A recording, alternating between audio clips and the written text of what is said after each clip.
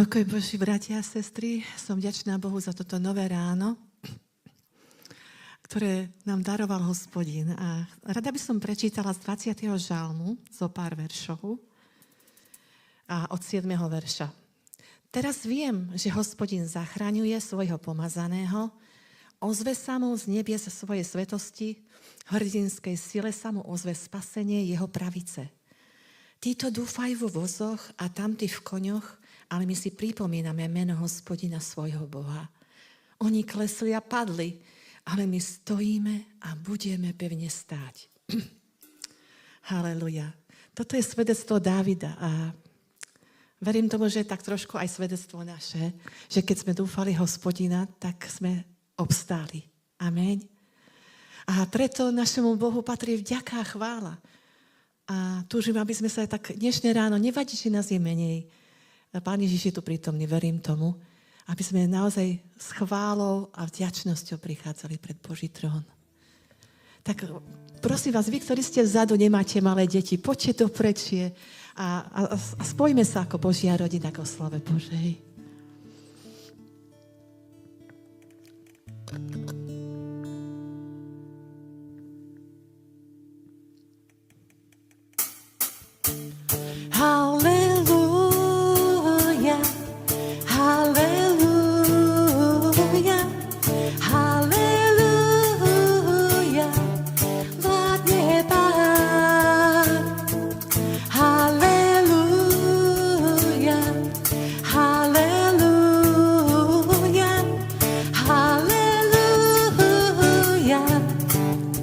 Všemocný vládne Pán. On ukázal svoju silu, triumfálne zvíťazil. On je víťaz nad smrťou aj temnotou. Naše putá hriechu zlámal, slobodu nám navrátil. Jeho milosť zachránila nás. Halelúja, halelúja, halelúja, vládne Pán. Halelúja,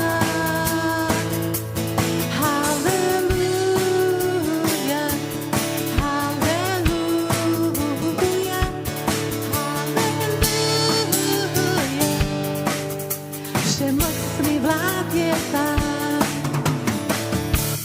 On ukázal svoju silu, triumfálne zvíťazil. On je víťaz nad smrťou aj temnotou. Naše putá hriechu zlámal, slobodu nám navrátil. Jeho milosť zachránila nás. Halelúja, halelúja, halelúja, vládne Pán. Halelúja, halelúja, halelúja, všemocný vládne Pán. Halelúja, všemocný vládne Pán. Halelúja, všemocný vládne Pán.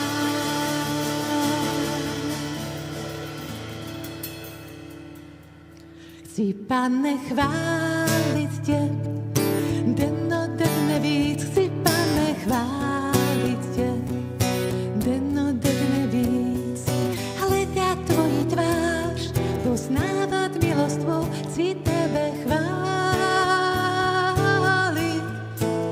Chci, Pane, chváliť Tě, dennodenne víc. Chci, Pane, chváliť Tě, dennodenne víc.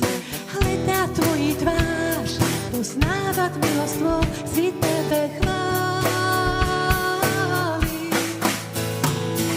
Ptáci v oblacích Tobě zpívají,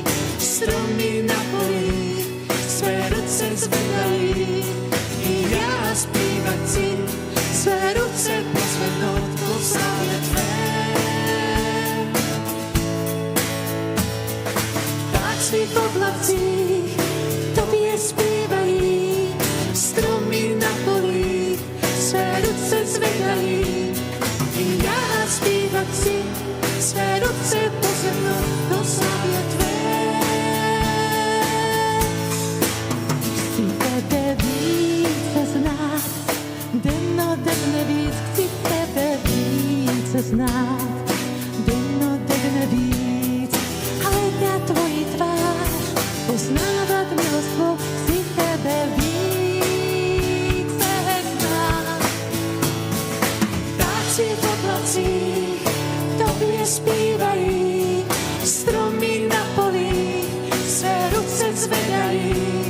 I ja zpívat si, své ruce pozvednu do slávy tvé.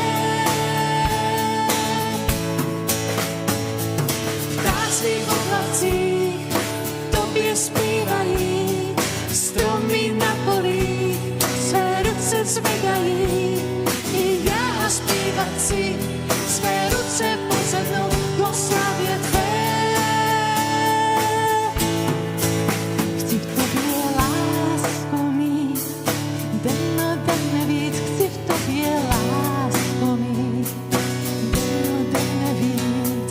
Hľadať tvoji tvář, poznávat milosťou, chci v tebe lásku mít. Vtáci v oblacích tobie spívají, stromy na poli své ruce zvedají. I ja zpívat si, své ruce pozemnou po slávě tvé. Vtáci v oblacích tobie spívají, stromy na poli své ruce zvedají. I ja zpívat si, své ruce pozvednu do slávy tvé. Chci, Pane, chválit tě.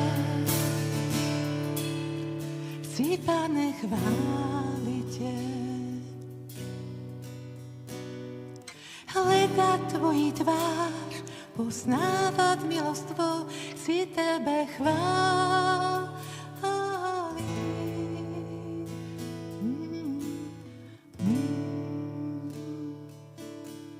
Halleluja. Tak dobré je ťa chváliť, Pane Ježišu. Tak dobré je pozvihovať svoje ruky k Tebe a hľadať Tvoju tvár. Tak dobré je prichádzať k zdroju života, k Tebe, Pane. A ľúbime ťa, Pane Ježišu, a chceme sa radovať v Tebe. Túžime tak hľadiť na Teba v svätyni, aby sme videli Tvoju tvár, Pane. Si úžasný, si nádherný, si kráľ. A Tebe patrí všetká sláva a česť. Aj dnešné ráno Ti patrí naše srdce, Pane Ježišu. Halleluja.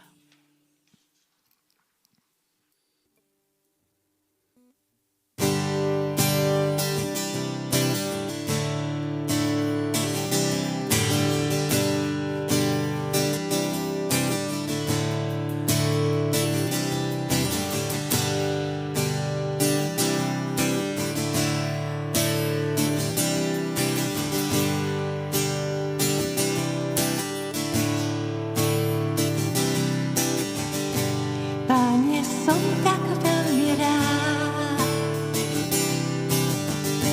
Život s Tebou som už skúsil, tak Ti spievam pieseň chvál.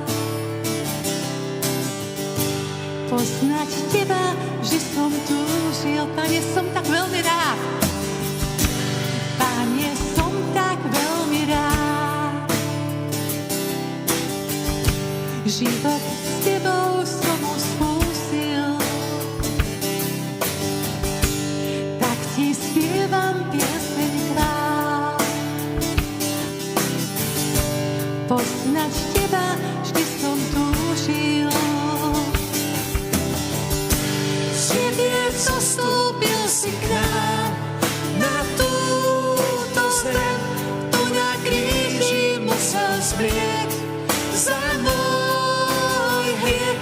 Kríž pred hrobom v prvý stál, z hrobu otec vzal, tak ti spievam pieseň chvál.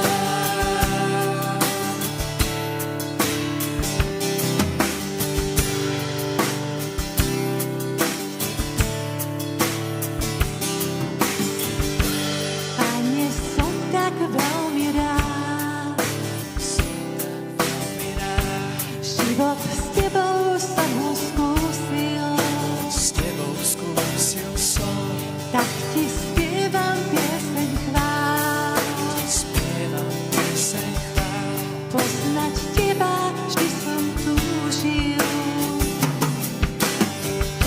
Z nebies zostúpil si k nám na túto zem, tu na kríži musel zmrieť za môj hriech. Kríž pred hrobom v krvi stál, z hrobu Otec si ťa vzal, tak ti spievam pieseň chvál. Z nebies zostúpil si k nám. Z nebies zostúpil si k nám na túto zem, tu na kríži musel zmrieť za môj hriech. Kríž pred hrobom v krvi stál, z hrobu Otec si ťa vzal, tak ti spievam pieseň chvál. Tak ti spievam pieseň chvál. Tak ti spievam pieseň chvál.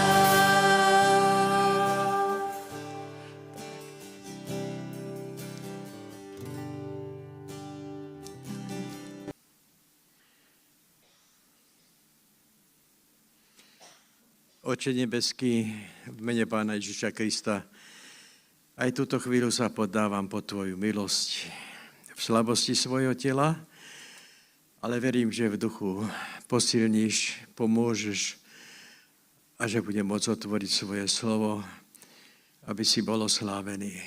V zásluhách Pána Ježiša Krista ťa prosím, Tvojho milovaného Syna, ktorý položil svoj život aj za mňa, aj za nás, za všetkých, z ktorého prichádza sila, moci Svätého Ducha. A ja som to prežil a tak Tebe ďakujem, Pane Ježiši, za Tvoju smrť, za víťazstvo. Ďakujem za slovo, ktoré si zanechal, ktoré je mocné, ktoré nás bude povzbudzovať a verím, že každý z nás z tohto slova nadobudne novej síly a bude sa znášať ako orol na perútiach a bude sa snažiť hlboko byť pripravený na ten deň, čas, keď budeme všetci vydávať počet pred tvárou Tvojou. Príde ten čas, veľmi rýchlo prichádza. A preto ťa prosím o povzbudenie, o silu, o zmocnenie, o múdrosť a každému ochotného srdca, aby porozumel a vedel, že Ty si pravda. Oče nebeský, v mene Pána Ježiša Krista Tebe ďakujem. Amen.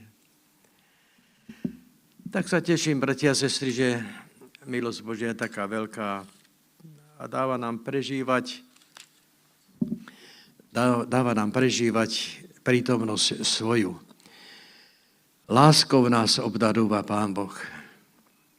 Nedeľa radosná, Boží to deň, pre jeho slávu a moc a česť oddelen. Tak sme spievali skoro každú nedeľu. Jedna taká krásna pieseň v duchovných spevákoch. Zmocnenie v Duchu Svetom, žiadosť v piesni, aby zmocnil Duch Svätý, Duchu Svätý. A tak sme sa vchádzali do chrámu a veľmi sme sa radovávali. Lebo vojsť do chrámu, vždy sa nájde niekto, ktorý je určený od Pána, aby predniesol slovo. A to bolo všade, aj v starej dobe. Pán Ježiš ako 12-ročný vchádza do chrámu so svojimi rodičmi a zaujalo ho jedno združenie starších. Prišiel k nim a začal sa s nimi rozprávať. Najprv istotne počúval a potom sa zapojil do toho rozhovoru a potom začal rozprávať veci, ktoré starší, ktorí tam boli, aj ťažšie porozumeli. Čudovali sa. Odkiaľ to ty berieš, 12-ročné dieťa? Ale bol Boží syn, bol na to pripravený. On žil a radoval sa, že môže prísť na túto zem. Služba ešte nebola taká ťažká ako záver. A vidíme, že v záhrade Getsemanskej to aj vyjadril. Ale keď slúžil, tak slúžil s radosťou. Prišiel preto, aby on slúžil, aby pripravil niečo, čo malo vytvoriť pre národy niečo také zvláštne, ktorému sa hovorí kráľovstvo Božie, v ktorom sú deti Božie ustanovené, aby chodili v tejto veľkej Božej milosti. A tak ako 12-ročný vyjadruje múdrosť, ktorú mal vo svojom srdci. Pravda, Pán Ježiš Kristus bol Syn Boží, takže všetká tá sila, pravda, moc a vláda, ktorú človek vidí, tam na počiatku aj on tam stál pri stvorení. Ale keď bol v tele, zostáva stále vo veciach svojho otca. Aj keď sa rodičia starali o to, že syn môj, čo si nám to spravil? Syn náš, čo si nám to vykonal? A on tam jasne hovorí, ja musím zostať vo veciach svojho otca. A ako 12-ročný, a to je veľmi dobré, keď teraz ako my, starší, zostávame zase v slove nášho Pána Ježiša Krista. A jedno z týchto kľúčových slov je aj v tom Matúšovom evanjelií zapísané, ktoré má uzáver tak krásny, ako je vizuálny obraz. Keď som tento obrázok zbadal, keď sestra Katrín poslala, tak som sa díval na ňo, že možno, že by som troška ináč spravil. Ale tak, keď som sa sústredil na tento obrázok a pozeral som na tú jednoduchosť toho domčeka na skale, som videl, že vlastne aj Pán Ježiš tak aj začal, keď to povedal, že každý, kto čuje tieto moje slova, bude ako dom postavený na skale.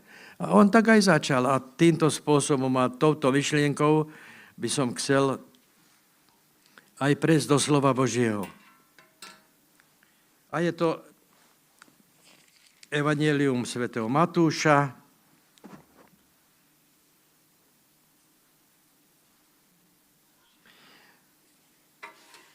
ja mám text zo 7. kapitoly, tam ten dom na skale, ale to je záver. Je to veľmi nádherné niečo. Ale v 5. kapitole si čítame slovo, ktoré keď som sa díval aj na tento obraz v záhlaví, tak sa mi otvárala duchovná podstata pravdy Božej, že on nechce bohatých. On nechce činžiaky. On nemá záľubu v tom poukazovať, že aké je mocné Božie slovo. Ale v prostote a jednoduchosti. A celý život to takto robil aj Pán Ježiš. A takto aj formoval učeníkov. A tu je napísané v tom prvom verši blahoslavenstva, že blahoslavení chudobní duchom, lebo ich je nebeské kráľovstvo. A keď som toto znova a znova si čítal, tak som hovoril, Katrín, dobre si to slovila. Dobre si to spravila. Jednoduchosť a prostota, v ktorom sa prejavuje moc Božia. A v tomto mal záľubu Pán Ježiš Kristus odovzdať to aj učeníkom, aby aj oni tak išli. Častokrát sa stalo medzi nimi, že sa začali medzi sebou bohadovať, alebo kto je väčší. A hovorí, pokoj. Ak chceš byť najväčší v kráľovstve, musíš byť služobníkom. Musíš byť chudobný, musíš byť chudobným duchom, aby bolo tvoje kráľovstvo nebeské. A tak sa ďakujem Bohu, že aj dnes platí táto istá pravda. Hoci žijeme v tomto rýchlom svete, ale je tu Duch Svätý, ktorý nás vedie a vedie nás do tejto Božej pravdy. Tichý a pokorný, ako bol Pán Ježiš Kristus, ktorý neotvoril svoje ústa, aj tak je napísané. Hoci rozprával a niekedy aj zakričal. Ale poukazoval už aj prorok na to, že takto je to vo vôli Božej. A keď by som hneď prešiel a prejdem hneď aj do neba, tak aj v nebi je takisto. Pokoj, tichosť, jednoduchosť, blažený život. radosť v Pánovi. Každý má svoje zadelenie.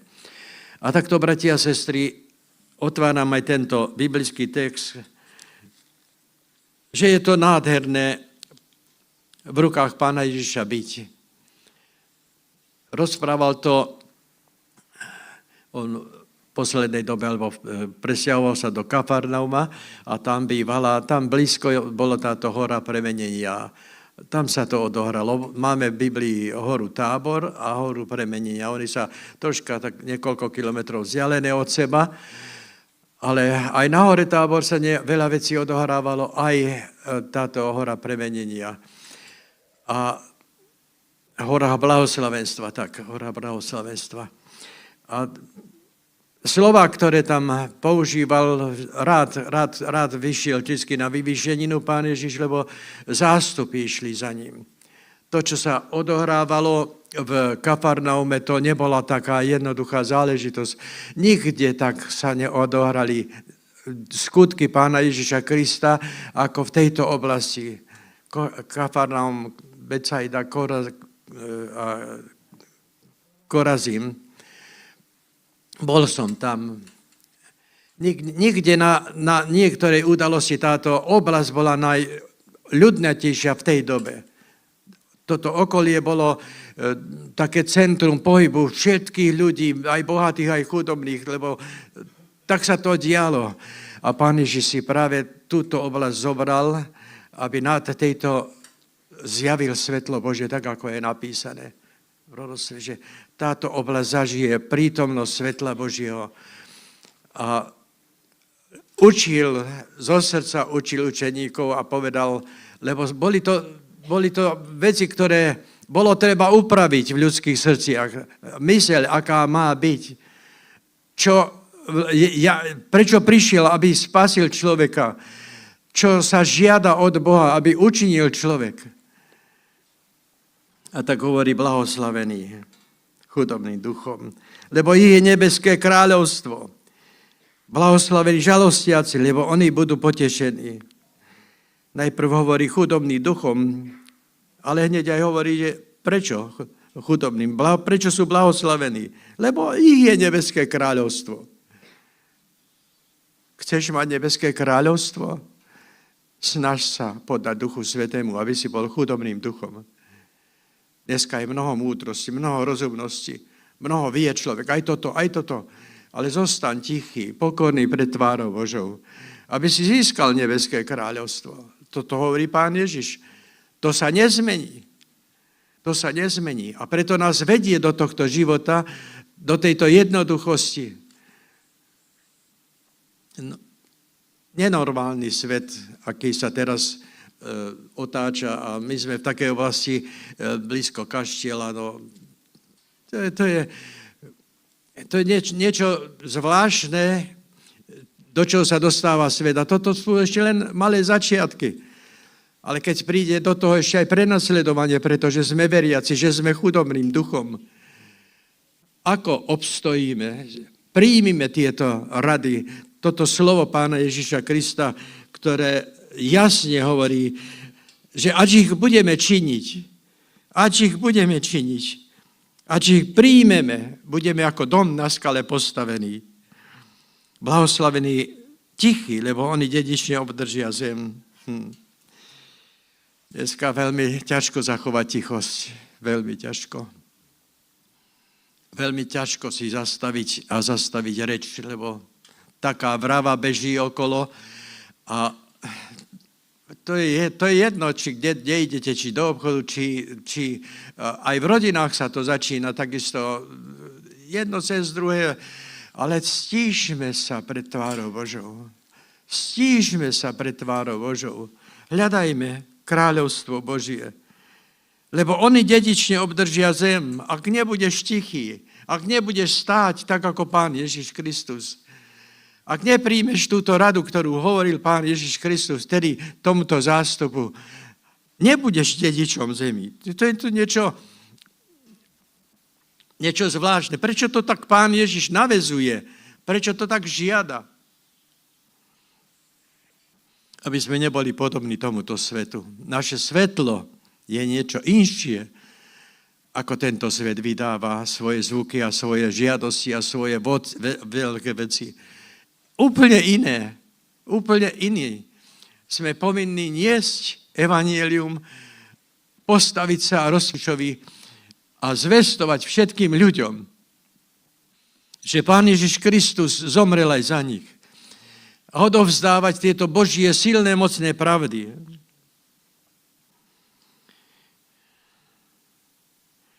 Blahoslavení čistého srdca, lebo oni Boha vidieť budú.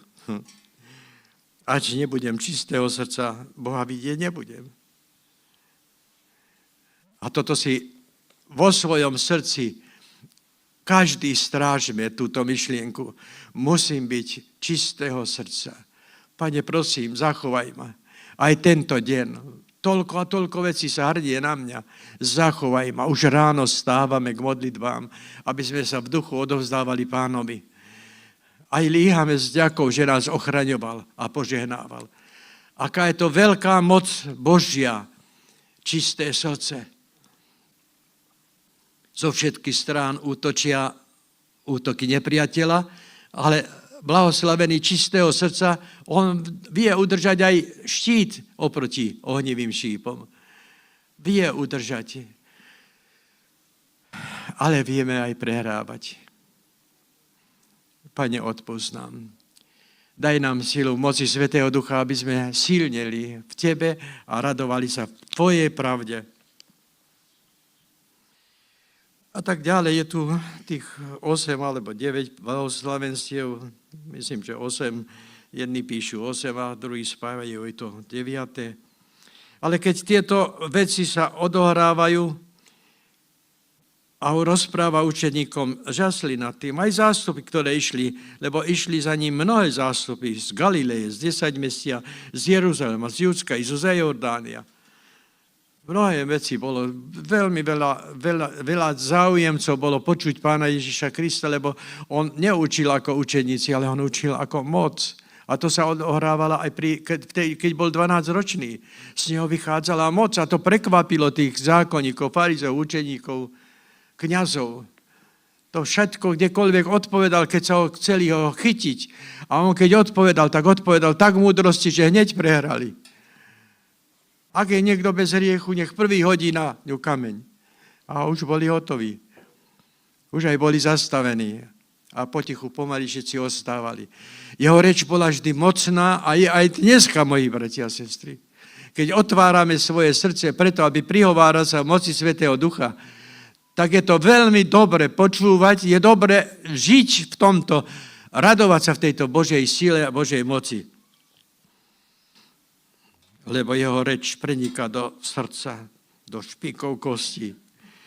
A tak potom, keď zostávajú tieto blahoslavenstvá, čo píše Pán Ježiš Kristus, alebo čo sa píše v Evanjeliu Matúša, vyzdvihuje, vy ste soľou zeme. Keby sol stratila svoju slaň, čím sa osolí? Nedávno nám bolo tieto slova pripomenuté. Vy ste soľou zeme. Sol, keby stratila svoju slaň, čím sa osolí? Na nič sa nehodí, na nič. Ani aby som nesolil žiadny pokrm, s takou soľou, ktorá nemá slaň. Nič. Nebola by žiadúca ani do ruky chytiť. Takže zachovajme si túto slaň. Toto mocné oslovenie v týchto blahoslavenstiev. Čítajme si ho, pokiaľ možno, viackrát. Máme Božie texty a iné. Radujem sa, že sa dostávame aj k tým. Ale toto je jeden taký základný moment, ktorým ukazuje Pán Ježiš Kristus. A premienia a upravuje, aj učeníkov upravuje, lebo ďalej je tam napísané toto, ale ja vám hovorím ešte k tomu tieto a tieto veci. A tak v celom tomto texte, ktorý končí 7. kapitolou, a tu sú v závere také dve vážnejšie, ak ich budeme činiť. Dve aj tri také posledné, čo sú v 7. kapitole, v 13. verši. Vojdite tesnou bránou. Vojdite, vchádzajme tesnou bránou. Do rozhodovaní, do dní, do tom, čo ideme robiť. Keď sa začneme s niekým rozprávať, vojdime v mene Pána Ježiša Krista do týchto udalostí. Učme sa toto, bratia a sestry. Nebuďme takí, že sa stretneme a už je svet celý náš a rozprávame sa svetské veci, ale vojdime tesnou bránou. Pridávajme svoje srdce k tomu, čo sa žiada od Pána. Toto povedal svojim učeníkom, on ich upravoval a toto počuli zástupy a to zostávalo aj zapísané. A bol to Matúš, ktorý to zaznamenal. A nie je to zaznamenané preto, aby sme si mysleli, že je to zaznamenané, ale aby sme žili podľa toho. A tak vchádza tesnou bránou. Je veľmi dobre, ale aj široká brána je. Ale tá vedie do zahynutia. A mnoho je tých, ktorí na ňu vchádzajú. Prešli sme tieto mestské dni, za ktoré povedal aj Tibor, že aké boli hlučné a boli veľmi ťažké. A aj ja sám som sa pustil tak prejsť tým stredom tejto našej cesty, hlavnej ulici. A vnímal som strašne veľa ľudí, ktorí idú do zahynutia. Strašne veľa. A tak mi to bolo ľúto. Prišli sme až po mestský úrad a tam bolo hlučné, ešte hlučnejšie. Som myslel, že tam odpadnem. A potom som aj manželky povedal, poďme domov.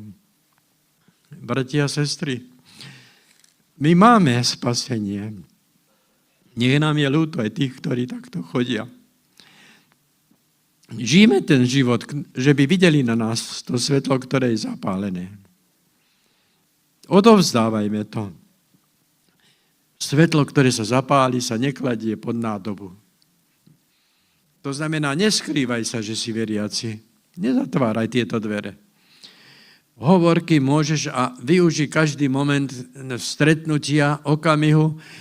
Je to zvláštne, že prežíval som to viackrát, keď som sa takto stretol so známymi.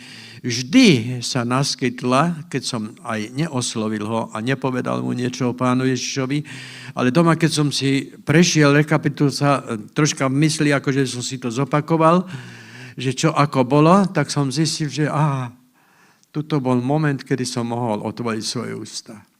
Pri každom stretnutí, pri každom našom stretnutí Boh pripraví, pretože si služobník, okamih, kedy by sme mohli začať rozprávať o Pánu Ježišovi. Hľadajte tieto možnosti. Buďte bdelí. Otvorme sa pre Ducha Svätého.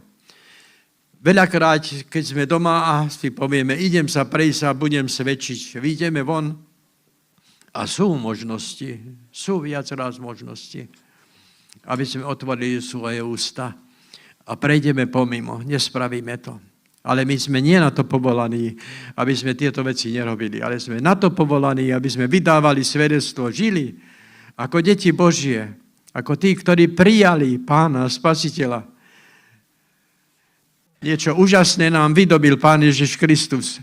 Nechceme byť súkromníci, že len pre nás a pre druhých nie. A tak ako sa snažil Pán Ježiš odovzdať tieto slova svojim učeníkom, buďme aj my tí, ktorí by sme živší a radosnejší odovzdávali. Ďakujem Bohu za všetky udalosti, aj za zborové síly, ktoré sú v zbore, ktoré pracujú na tom. Vo všetkých oblastiach, ale je tu dôležité, aby sme aj súkromne, jeden, každý zvlášť, lebo tak som hovoril aj dneska jednému bratovi, pre slovo svojho svedectva boli odmeňovaní. To je osobná vec. To nie je spoločná vec. To je aj zhromaždenie má svoj udalosť, ako vydať svoje svedectvo, ale aj tvoj osobný život pre slovo svojho svedectva. A to je niečo zvláštne, že Duch Svätý chce, aby som aj ja, aj ty, aby sme každý rozprávali o Pánu Ježišovi Kristovi. Ďakujem Bohu za milosť, že je prítomná a že bude aj naďalej, že bude podporovaná mocou Svätého Ducha. My aj počujúc aj tieto slova, viem, že si zapamätáte. Na jedno je treba veľký pozor dávať, čo píše Pán Ježiš Kristus, aby sme boli ako dom na skale, vystrihať sa falošným prorokom, ktorí k vám prichádzajú v ovčom ruchu, ale vnútri sú dravými vlkmi. Pred príchodom Pána Ježiša Krista prorok hovorí aj, Pán Ježiš hovorí o svojom učení, že budú títo ľudia, ktorí budú po celom svete rýchlo chodiť, hovoriť v rôzne veci, zvádzať ľudí, až by sa to dalo aj vyvolených.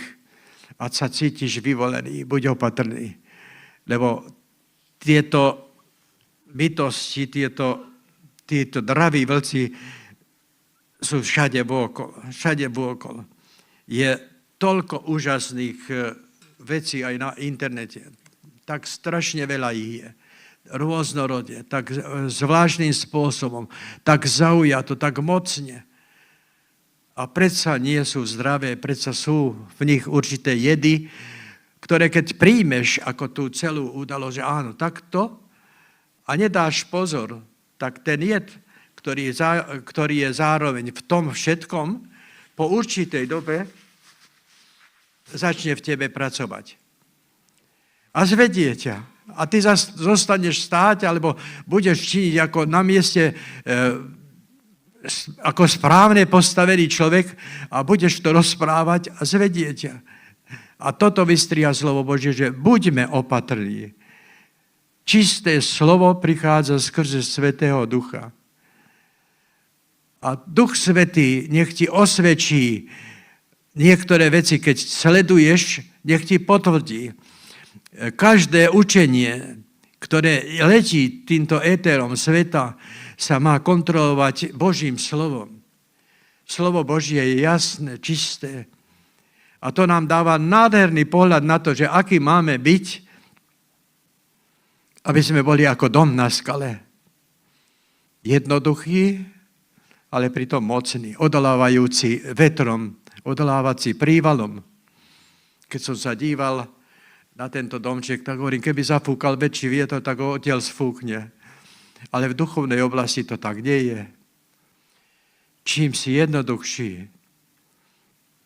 čím si priateľnejší od Pána Ježiša Krista, tým si silnejší. Čím viac je Duch Svätý v tebe, čím viac sa s ním rozprávaš, tým viacej ti zjavuje chodiť pokorne, v tichosti a vydať to svedectvo svojej rodine, svojmu okoliu, kdekoľvek ťa Pán pošle, kdekoľvek ti povie. Buďme týmito, bratia a sestry, lebo ten dom na skale je len vtedy taký, keď budeš činiť to, čo som čítal, alebo čo je zaznamenané od 5. kapitoly, od 1.6. a 7. ukončené. A ono to potom ešte ďalej pokračuje, ale milosť nech nás vyučuje i v tejto oblasti. Takže varujme sa aj falošných učení.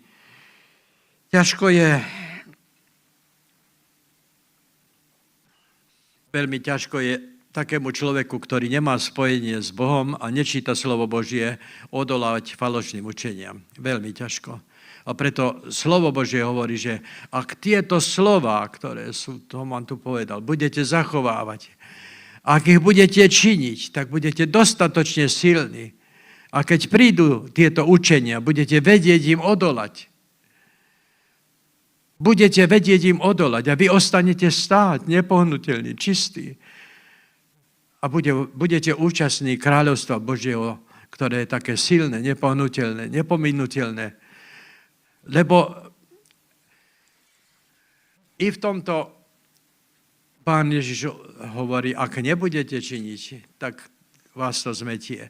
Aj v tomto základnom texte, v 7. kapitoli na konci, je jasný rozdiel medzi tým domom na skale a medzi tým domom, ktorý je na piesku.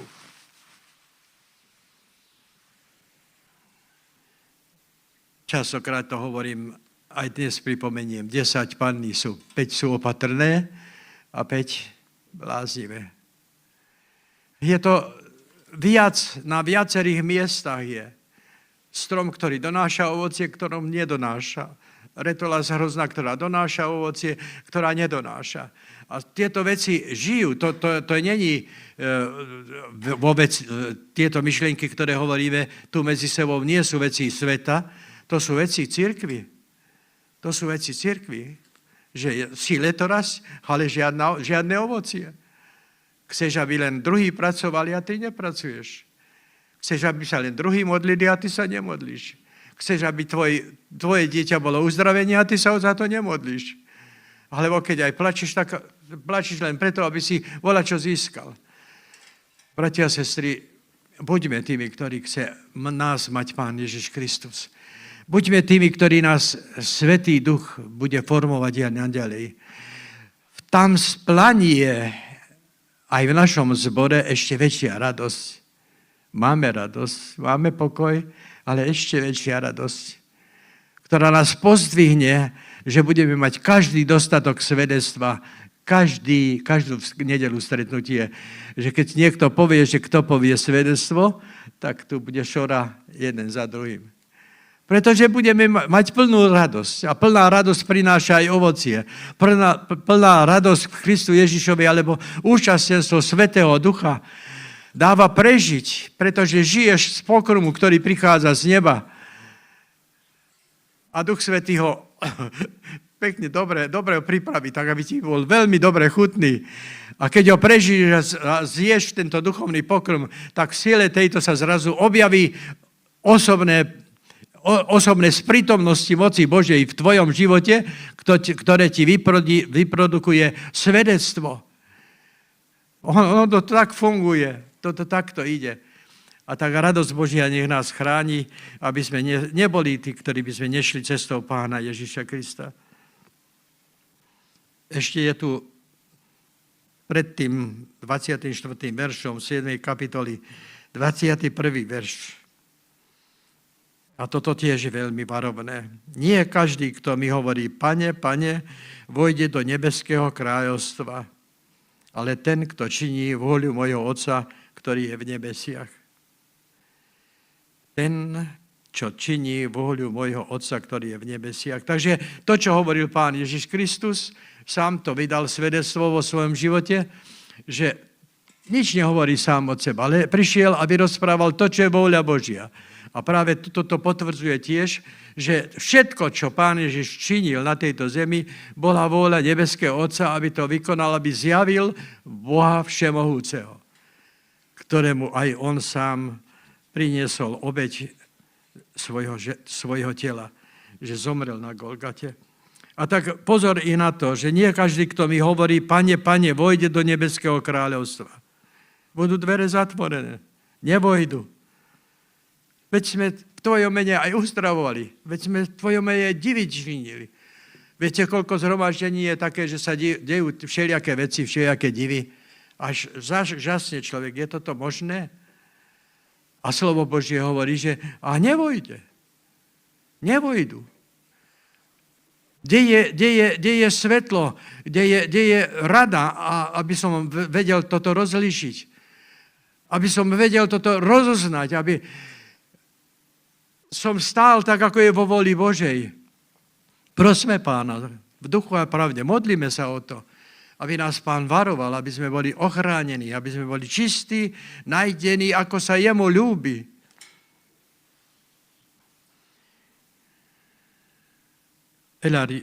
Mnohí povedia v ten deň, alebo toho dňa, Pane, Pane, či sme neprorokovali v Tvojom mene, v Tvojom mene démonov nevyháňali a v Tvojom mene mnoho divov nečinili?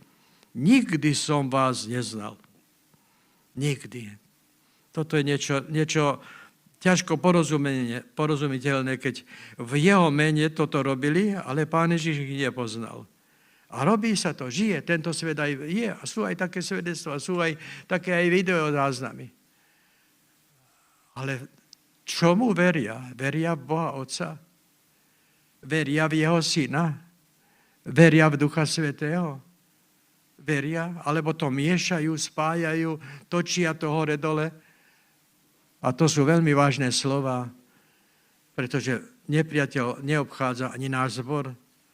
Na toto treba veľký pozor dávať, aby človek, ktorý rozpráva, mal základnú podstatu čistej viery vo svojom srdci.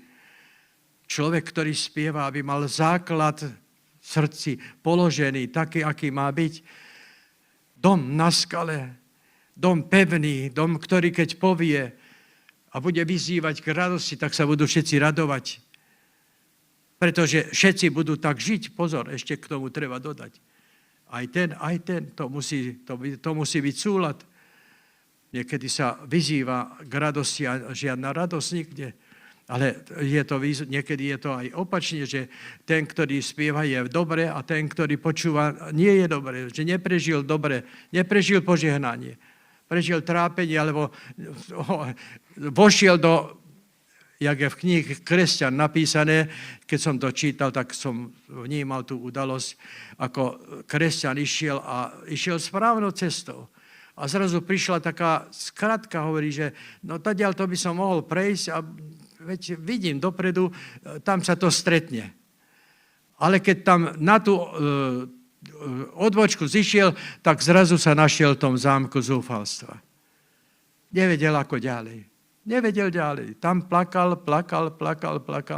až kým mu neprišlo zjavenie, siahol za ňadrá svoje, tam sa dostalo svetlo, aby z toho vyšiel. A nebolo nič inšie, len ísť naspäť a povedať, Pane, odpusti mne. Zmiluj sa nado mňou. Vyčinil pokánie. A keď vyčinil pokánie, zase nastúpila táto správna, dráha cesta, o ktorej hovorí Pán Ježiš Kristus v týchto kapitolách.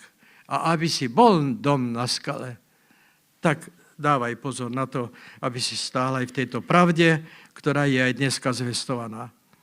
Každý tedy, kto činí tieto moje slová a činí ich pripodobním rozumnému človeku, ktorý postavil svoj dom na skale.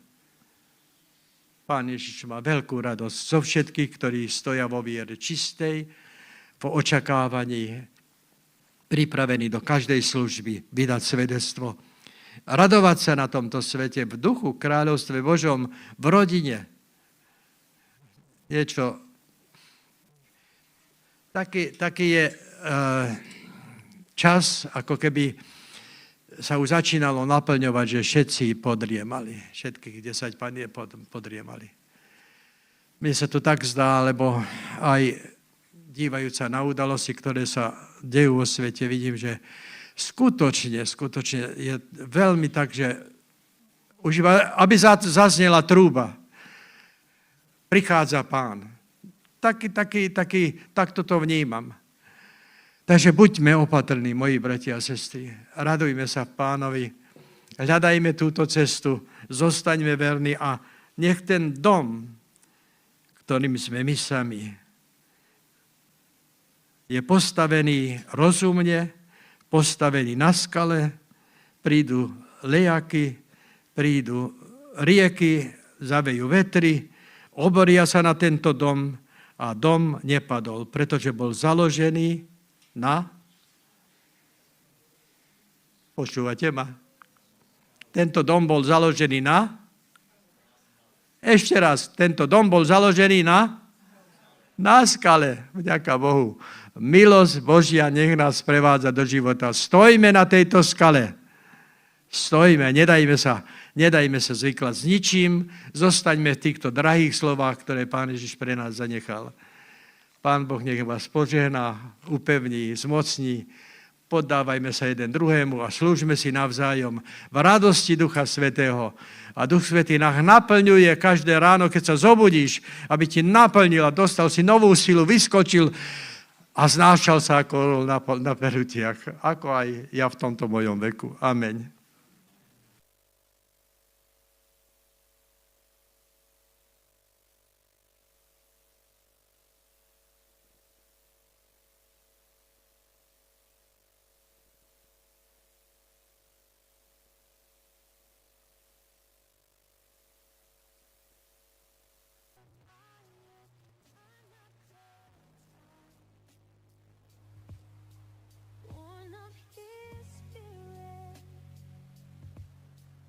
washed in his blood, and what he did for me